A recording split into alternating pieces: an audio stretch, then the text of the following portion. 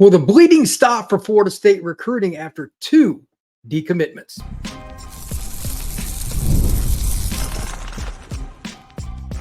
You are Locked On Seminoles, your daily podcast on the Florida State Seminoles. Part of the Locked On Podcast Network, your team every day. Welcome back into Locked On Seminoles for a bonus edition. This is actually the third podcast of the day, but for all the wrong reasons. The last one started off with decommitment news, and this one, the only thing I'm going to talk about is decommitment news. Florida State loses another recruit as Myron Charles was number 1. Number 2 is Javion Hilson. Charles is a D tackle. Hilson is arguably the nation's best pass rusher out of Cocoa High School. He has withdrawn his verbal commitment to Mike Norvell and the Florida State Seminoles. So what does this mean? A few things. As many speculated, myself in particular, ad nauseum, during last week's podcast, I think both of them actually, both the live shows and at least once since, I said there's going to be recruiting trouble coming, I guarantee you. I did not, however, expect it to be this fast. Kids today do not have any interest in a team that is not trending upward. Recruiting is more volatile than ever, and there's no precedent to really fall back on because it literally is faster than ever. Usually you had a bad season. It was the next class that really took the hit, took the brunt of the recruiting blow. Not now. There are a lot of teams that are struggling right now in college football, and you're going to see different guys bounce around in different ways with decommitting, etc. I mean, just look at the major programs across college football. There's no middle class, even at some of the elite programs historically, Florida State included. Kids are going to bail. You're going to see other schools go through this, but Florida State's already got 2 losses, so they're really behind the 8 ball. So who is Javion Hilson? What did he do? Why should Florida State still try to get him back? Let's give some basics on this young man. Number 1, as a recruit, he is again from Cocoa. He's about 6'3", just over 230 pounds now. He is a pure weak side, get off the edge, bend, get low, get around the corner, and sack the quarterback out.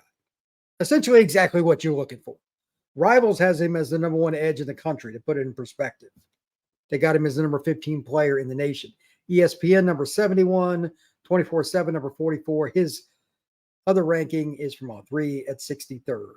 Nobody has him above 71. Like if your worst ranking among 4 major services is 71, you can play. He's a young man I've seen multiple times in 5-on-5 camps with California Power. Nobody really blocks him consistently on a pass rush. He's got a pretty good power move. He's got a good burst, power through his hips that he can redirect. If he gets stymied, he'll go to a second move. All of the things that you look for in a pass rusher. And here's the other part about it. His mentality. Elite student. He's the guy that will skip going out with his friends on Friday during the evening and go do his own personal workout. You can't teach that stuff.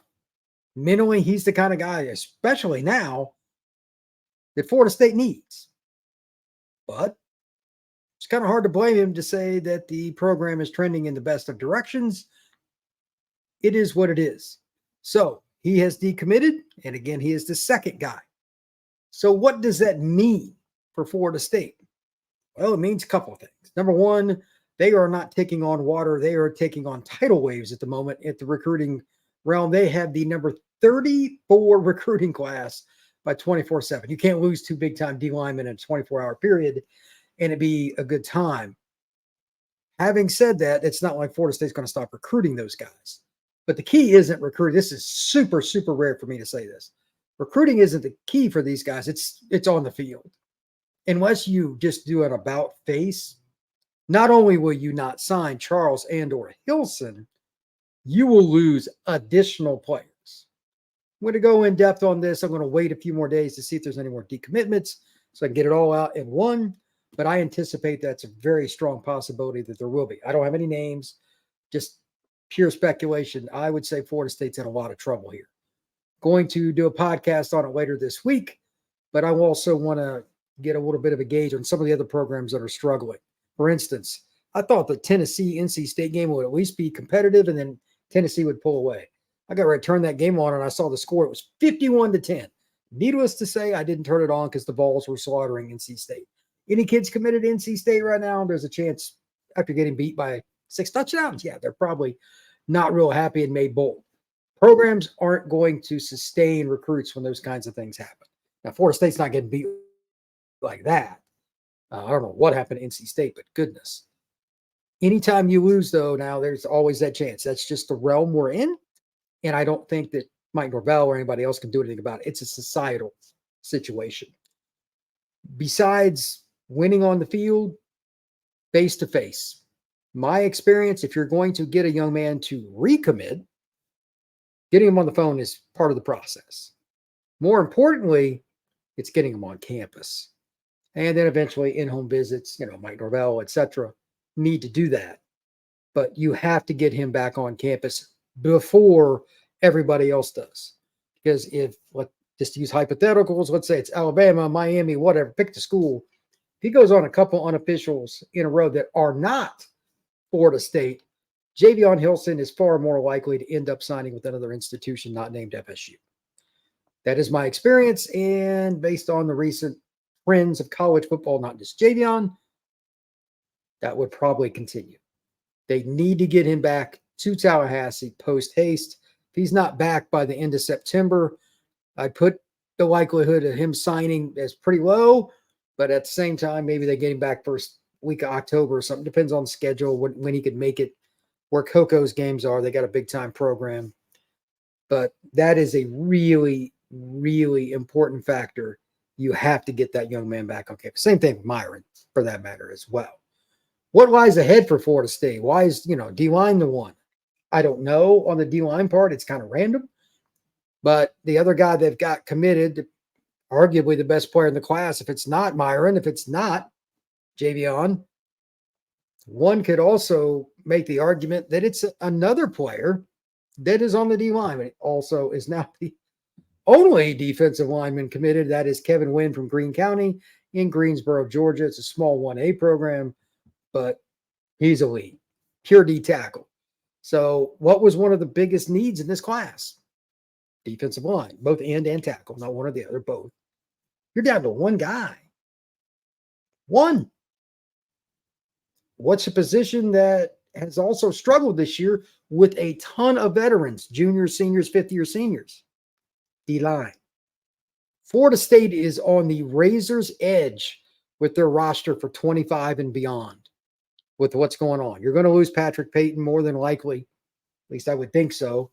I assume he's going to turn, if he plays like he is right now, I don't know if he get drafted all that high, but potential will probably get him into the draft.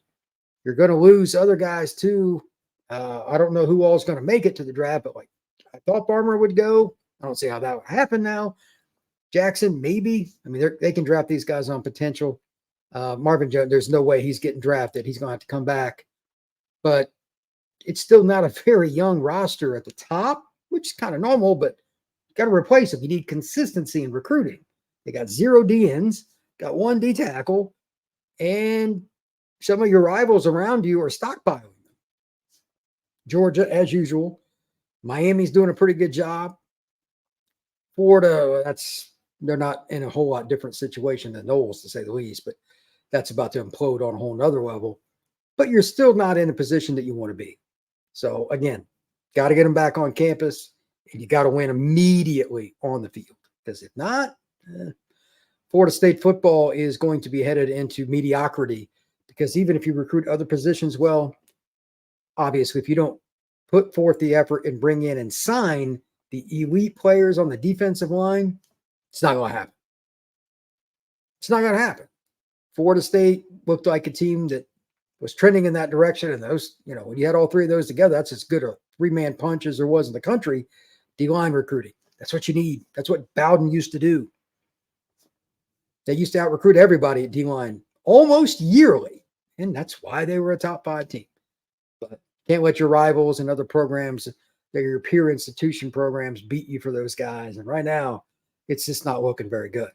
Tomorrow, we're going to hopefully just get back to Memphis focusing on the next game. That is the objective here. But today has just been wild with the recruiting stuff. I was actually planning to get the Memphis stuff done tonight and do the podcast and then publish it tomorrow, but I saw that Hilson decommitted and had to jump on this first. So it is what it is. Please like this podcast. Please subscribe. Please hit that notification bell and share. And above all else, comment. I'm curious what you have to say, why you think some of the issues are happening with Florida State that obviously are. And I'm curious if you have anything else you'd like to hear about. I'm more than happy to do so. Once again, thank you for tuning in to Locked On Seminoles and making it your first listen each and every day. Truly appreciate you stopping in and talk some Noles football with me. I'll see you on Monday.